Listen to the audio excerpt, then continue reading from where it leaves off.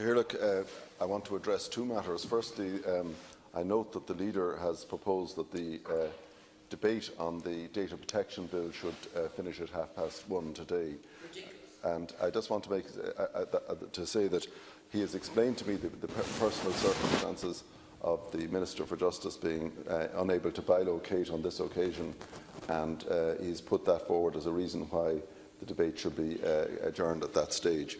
The consequence, of course, is that important issues won't be reached today, which personally I had a significant interest in having read today, but I know that the House is not run for my personal convenience or whatever.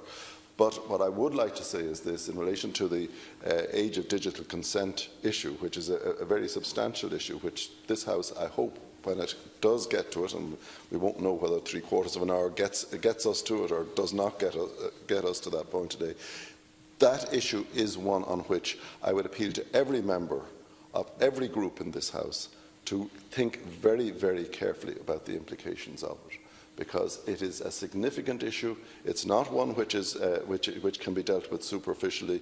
It's a question of the erosion of childhood on the one hand, people saying that this is all being done in the interests of children's rights, but forgetting that parents and children are, under our Constitution, members of a family, and the parents have particular obligations to their children to protect them, and that the state has an obligation to protect them as well.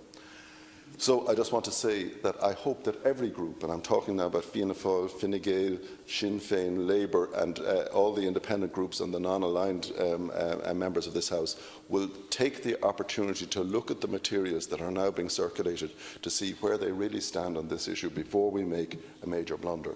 The second point, and I want to make this point briefly, is to echo what has been said by the Leader of the Fianna Fáil group here in relation to the sale of non-performing home loans by a bank which is owned by the Irish state.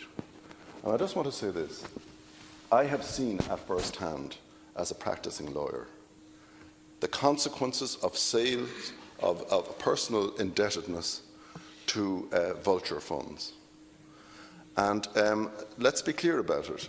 A non-performing loan is one where for whatever reason, it may be culpable or non-culpable, homeowners have got into difficulties. And banks who lent them the money and took the risk originally and were willing to take the upside when it was all upside are now to be in the position that they sell those loans for a fraction of their nominal value, maybe 20 cents in the euro or 10 cents in the euro, depending on the quality of the loans, to a group of people who will look for 100 cents in the euro. There's a moral issue here.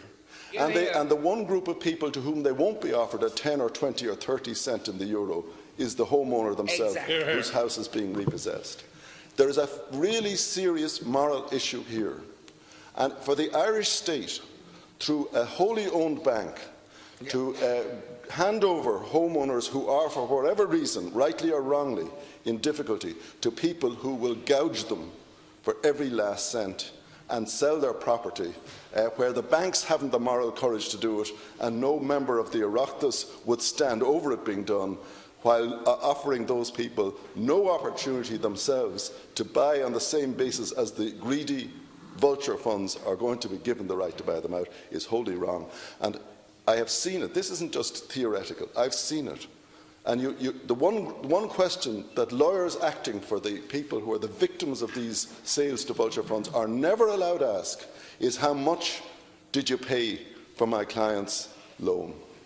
If you paid 20 cents in the euro, how come it's justifiable or just that you come into court and ask for 100 cents in the euro and gouge these people who are in difficulties? So I really do say, through the Chair to the Leader, please, please, ask the relevant minister to hesitate and to ask, is it appropriate that a state-owned bank just throws a whole load of people to the wolves for profit, and out of cowardice, that they're not willing to deal with these difficult cases themselves, and they prefer if greedy people have the opportunity to pick at the corpse of other people's lives. Thank you. Absolutely. 1916, how are you? Here, look, first